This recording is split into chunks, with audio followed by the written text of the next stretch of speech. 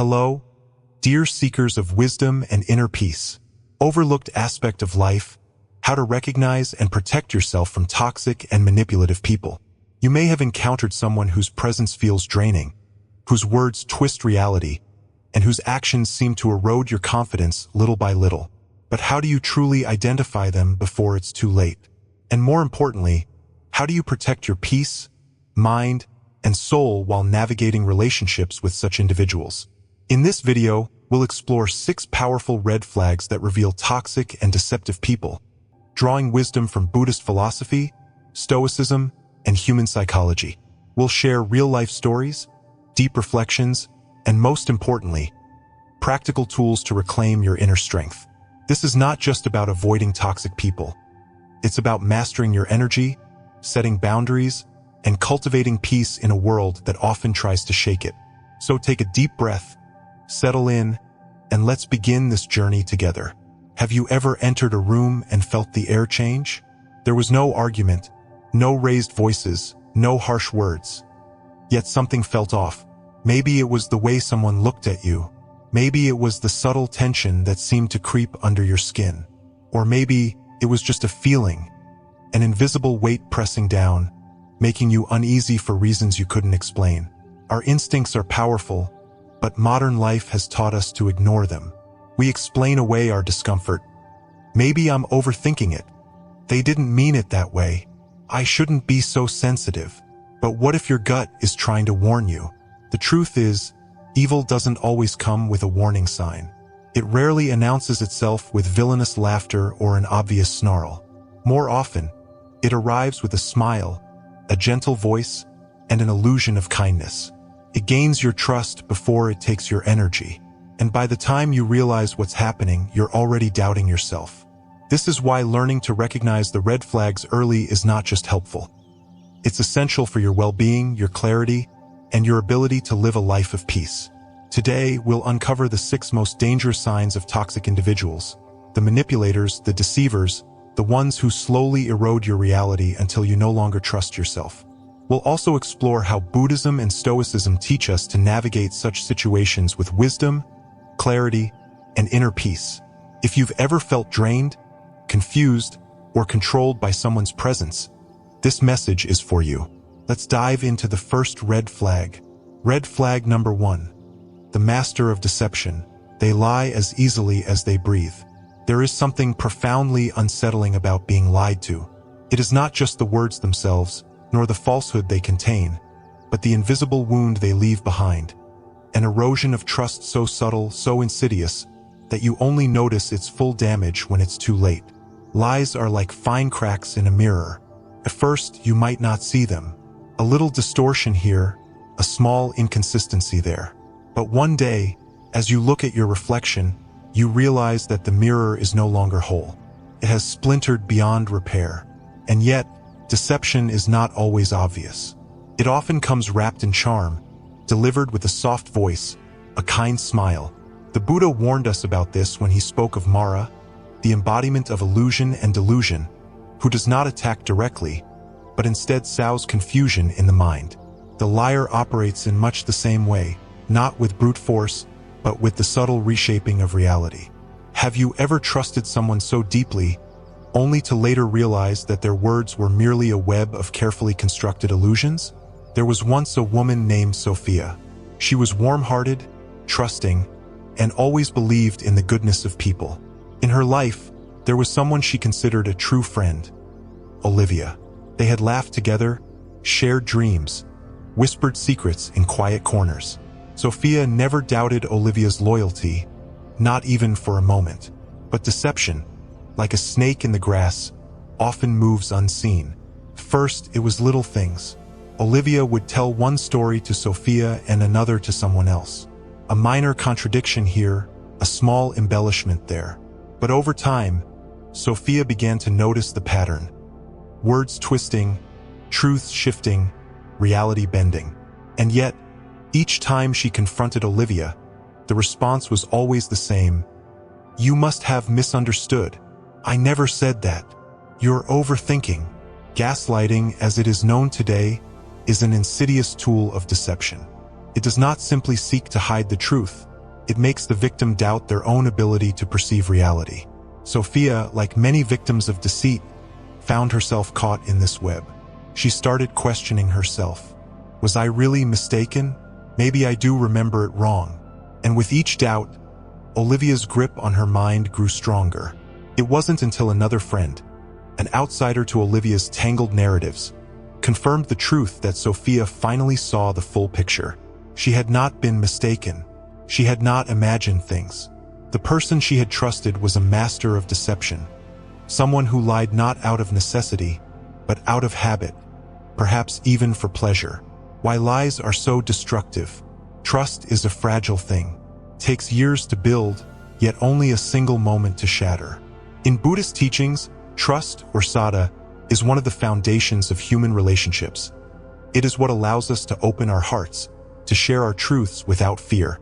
But when lies enter the equation, something fundamental is lost: the ability to distinguish between reality and illusion. A liar does not just distort facts. They distort your perception of the world. And once your reality is shaken, how do you find solid ground again? The Buddha emphasized the power of right speech, samavaka, as part of the Noble Eightfold Path, teaching that words are not just sounds. They shape karma. They create reality. They either heal or harm. Lying, therefore, is not just a moral failing. It is an act of destruction. Not only does it harm the one being deceived, but it also corrupts the mind of the liar, leading them further into delusion and suffering. One might ask, why do habitual liars continue their deception even when exposed? The answer lies in the nature of attachment and ego. To admit the truth would be to face oneself, to confront one's own moral failings, to relinquish control. But for those who thrive on deceit, the lie is more than just a tool. It becomes their identity. The web of illusions they create is not just for others, it is also for themselves. And so, they continue not because they need to, but because it is all they know. How do you recognize a deceptive person? Deception is rarely loud. It is not always about grand lies or obvious betrayals. More often, it is about small, repeated manipulations designed to weaken your trust in your own perception. Some common traits of deceptive individuals: they deny facts, even when confronted with undeniable proof. They rewrite history, altering past conversations or events to fit their narrative. They shift blame, making you feel guilty for questioning them. They lie effortlessly, without hesitation or remorse. They create confusion, making simple matters feel unnecessarily complicated. Once you start noticing these patterns, you can no longer unsee them. And when you do, the most important question arises: what do you do next? Protecting your peace in a world of deception. Walking away from someone you once trusted is never easy. There is always that lingering hope. Maybe they didn't mean it. Maybe they'll change. Maybe I just need to be more patient. But the truth is, deception rarely exists in isolation. It is a pattern, a way of being, deeply woven into a person's mind. And patterns do not break unless the person chooses to break them. So, how do you protect yourself? 1. Trust actions over words. A person can say anything, but their behavior will always reveal the truth. 2. Keep records of important conversations. If someone has a habit of rewriting reality, having clarity is crucial. 3. Do not engage in a battle of words. A skilled manipulator will twist your arguments, making you question yourself. The best response is sometimes silence and distance. 4. Recognize your worth. You are not obligated to stay in relationships that drain you. A liar's ability to manipulate depends on your willingness to stay entangled. The Buddha's teachings remind us that our peace is our own responsibility. No one else can guard it for us. We must choose clarity over confusion, truth over illusion, and wisdom over attachment. A final reflection: the unbreakable light of truth. There is a story in the Buddhist tradition about a great master who once encountered a deceiver, a man who used lies to manipulate others for his gain. The master, upon recognizing his nature, did not respond with anger. Instead, he smiled and said, "A candle does not lose its light by sharing it with another, but deception is like a shadow. It can only exist in the absence of truth." The man, exposed for his lies, grew furious. He demanded the master to explain himself. The master only replied, "You may fool the world, but you cannot fool your own heart. The truth waits for no one. It simply is. And that is the nature of truth. It is unshakable. No matter how many lies are spoken, no matter how much deception is woven, truth remains. And when we choose to stand by it, even in the face of manipulation, we become free." So I ask you, dear listener, who in your life speaks the language of truth, and who merely speaks to deceive? More importantly, what will you choose to believe? The shifting shadows of illusion or the steady light of clarity? Your peace is in your hands. Guard it well. Red flag number 2. The chaos architect. They thrive on conflict. There are people in this world who seek peace, who long for harmony, and who cultivate understanding wherever they go. But there are also those who walk into a room and, without saying a word, seem to disturb the air itself. They are the ones who, rather than building bridges, light fires. Who, rather than bringing people together, quietly plant the seeds of division. They do not need open confrontation to create conflict. They thrive on subtle disruption, on whispered doubts, on the careful stirring of resentment.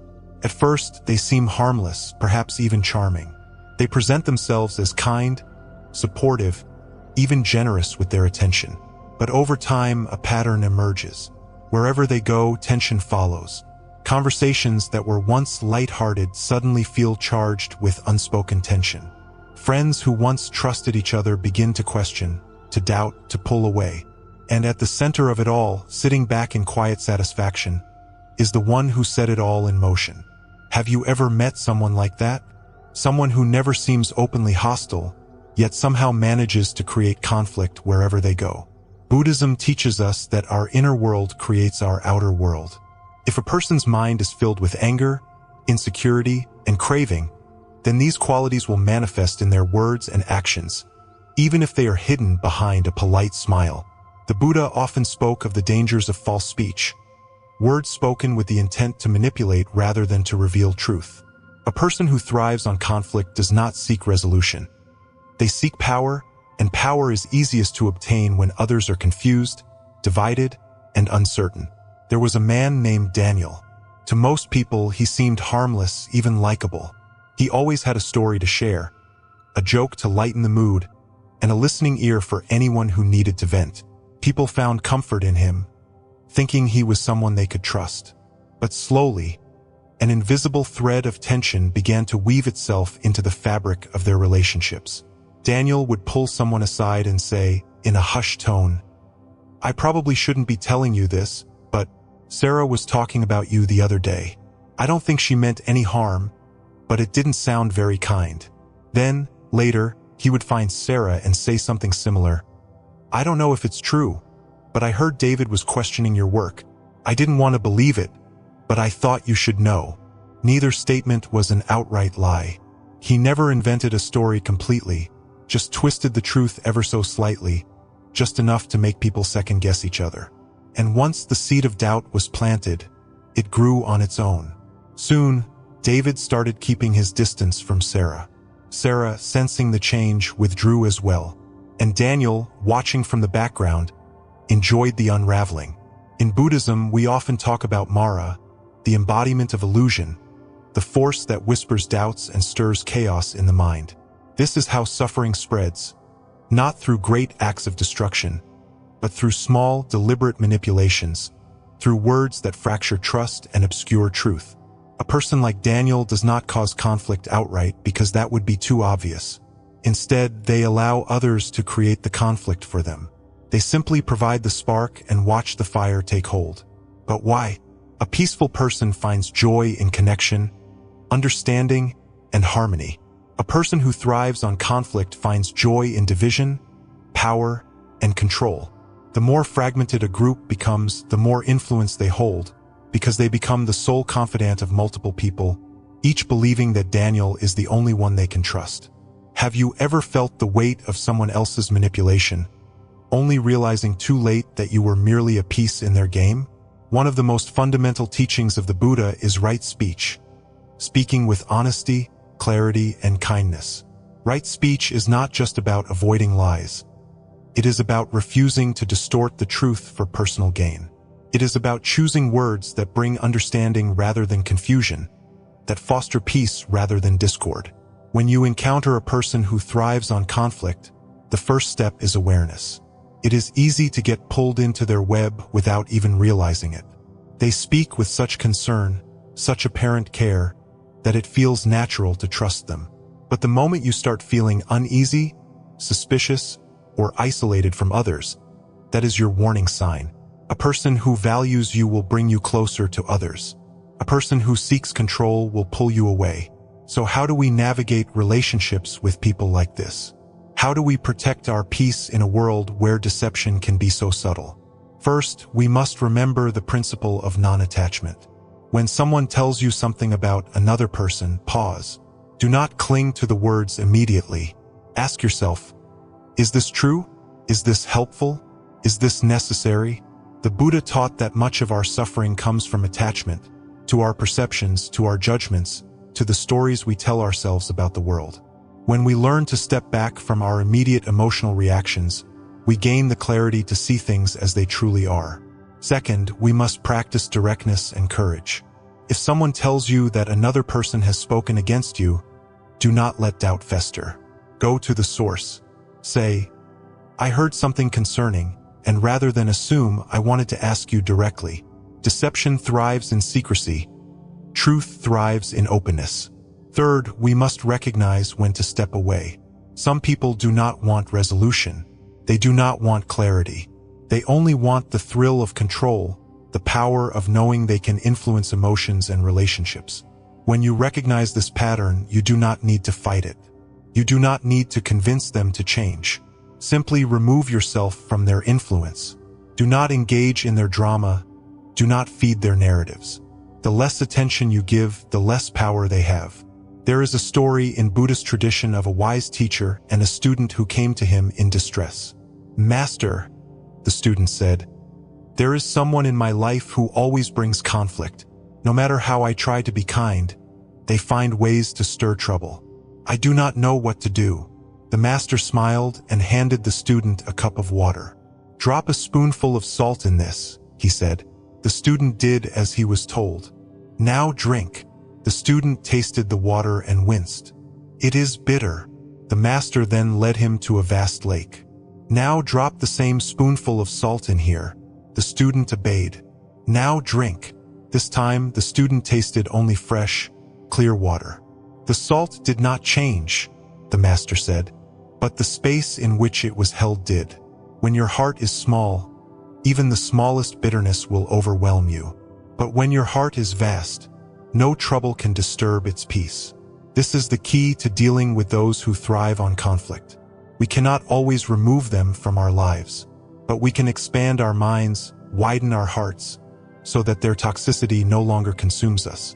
When you feel the pull of manipulation, pause, breathe, ask yourself, am I acting from wisdom or from emotion? Am I seeing clearly or am I being led? And most importantly, remember this, your peace is your own. No one has the right to take it from you.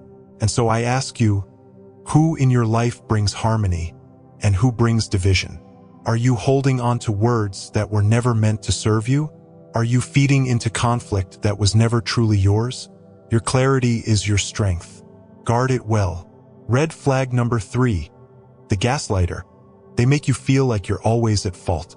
There are wounds that are inflicted with words sharper than any blade. Wounds that do not leave bruises on the skin, but carve deep into the mind. A cut that bleeds confusion. A scar that whispers, maybe I'm the problem. It begins subtly. A misplaced memory.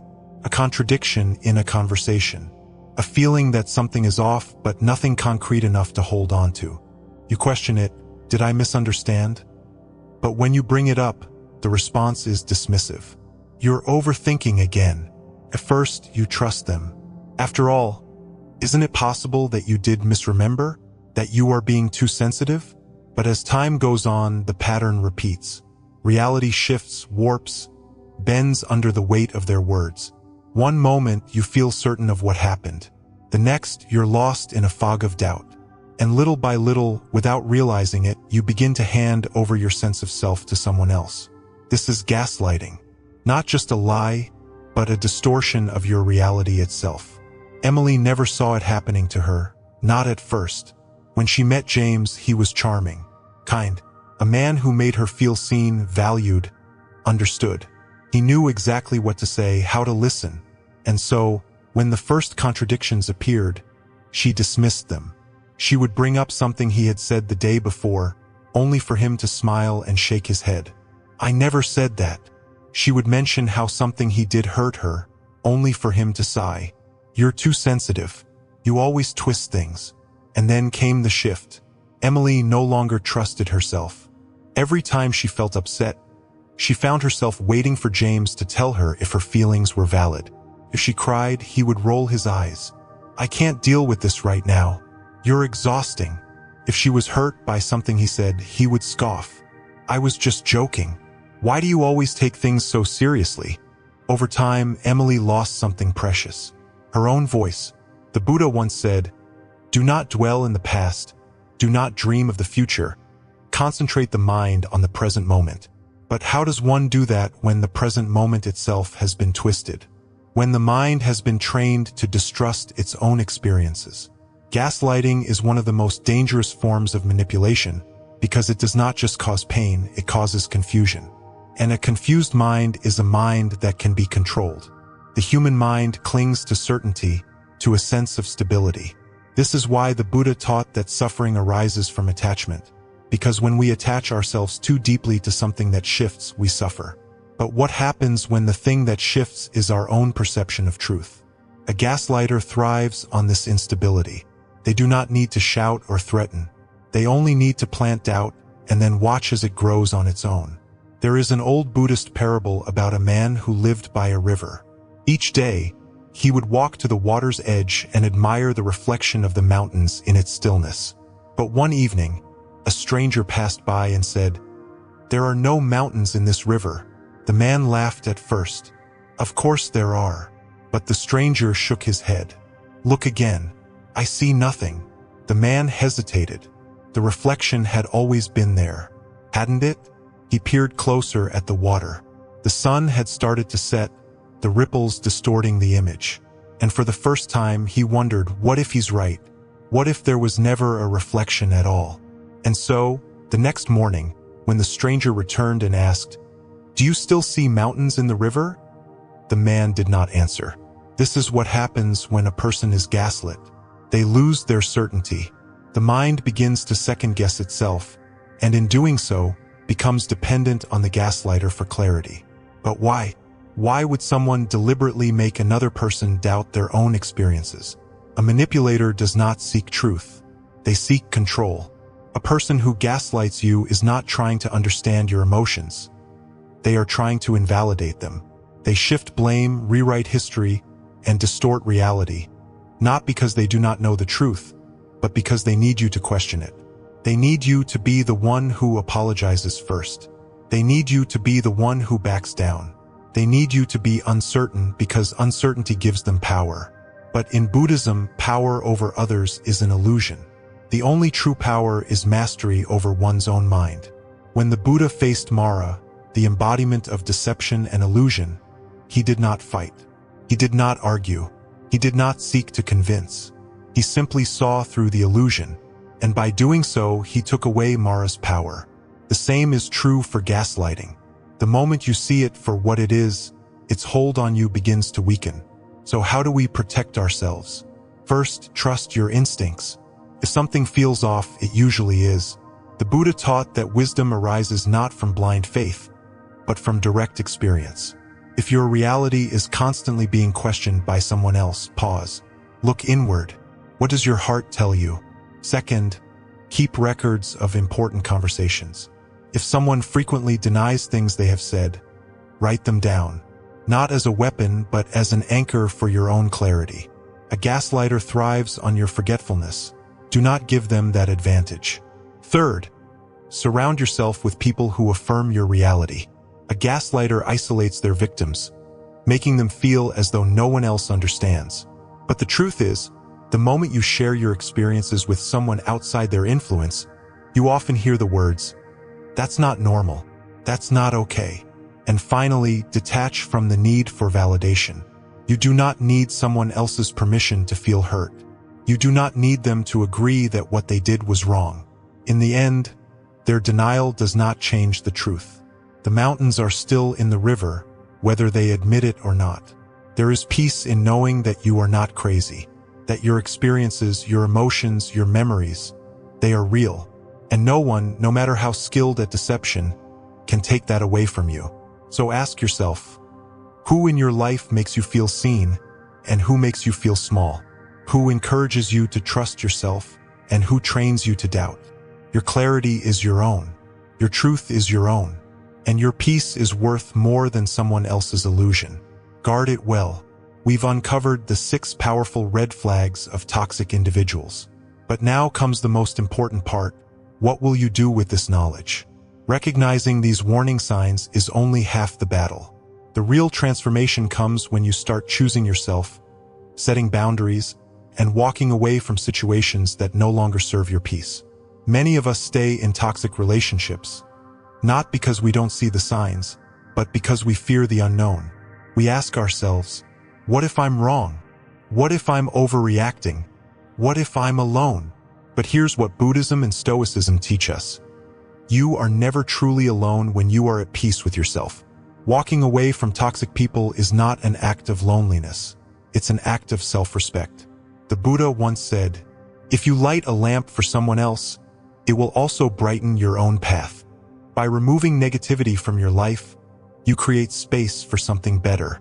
You allow yourself to attract relationships built on truth, kindness, and sincerity. You reclaim your power. So I leave you with this question. Sparkles, are you protecting your peace? Or are you sacrificing it for the comfort of familiarity? Sparkles, take a moment to reflect. And if this message resonated with you, let us know in the comments. Have you ever encountered someone who drained your energy? How did you handle it? Your story might be the light someone else needs. And before you go, don't forget to like, share, and subscribe to Lotus Light Teachings. Let's continue this journey of wisdom together. Until next time, guard your heart, trust your instincts, and choose peace over chaos.